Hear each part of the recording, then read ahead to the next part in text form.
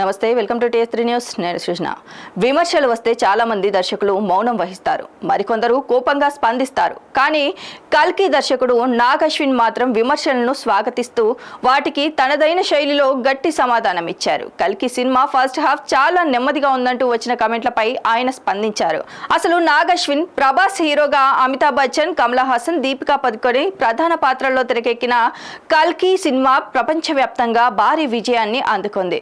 1000 కోట్లకు చేరువైన వసూళ్లతో బాక్సాఫీస్ ను షేక్ చేసిన ఈ చిత్రం విజువల్స్, కాన్సెప్ట్, యాక్షన్, సన్నివేశాలకు ప్రశంసలు అందుకుంది. అయితే అదే సమయంలో కొందరు ప్రేక్షకులు, సినీ విమర్శకులు సినిమా మొదటి భాగం నెమ్మదిగా సాగిందని, కథ అసలు పుంజుకోవడానికి ఎక్కువ సమయం తీసుకుందని అభిప్రాయపడ్డారు. ఈ విమర్శలపై తాజాగా దర్శకుడు నాగ్ అశ్విన్ స్పందించారు.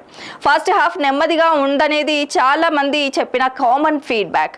అది పూర్తిగా సరైన అభిప్రాయమే. 3 గంటల సినిమాను చూసిన ప్రేక్షకులు అందులో 2 గంటల 54 నిమిషాలు ఎంజాయ్ చేశారంటే ఆ 6 నిమిషాల విమర్శలను నేను స్వీకరిస్తాను అని హుందాగా సమాధానం ఇచ్చారు.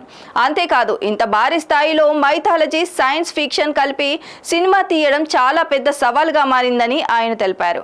కరోనా సమయంలో ఈ ప్రాజెక్టుకు నిధులు సమకూర్చడం కూడా చాలా కష్టమైందని, ఈ సినిమా విజయం కేవలం తమ టీంకే కాదు, భవిష్యత్తులో ఇలాంటి భారీ ప్రయోగాత్మక సినిమాలకు కూడా మార్గం చూపిందని పేర్కొన్నారు.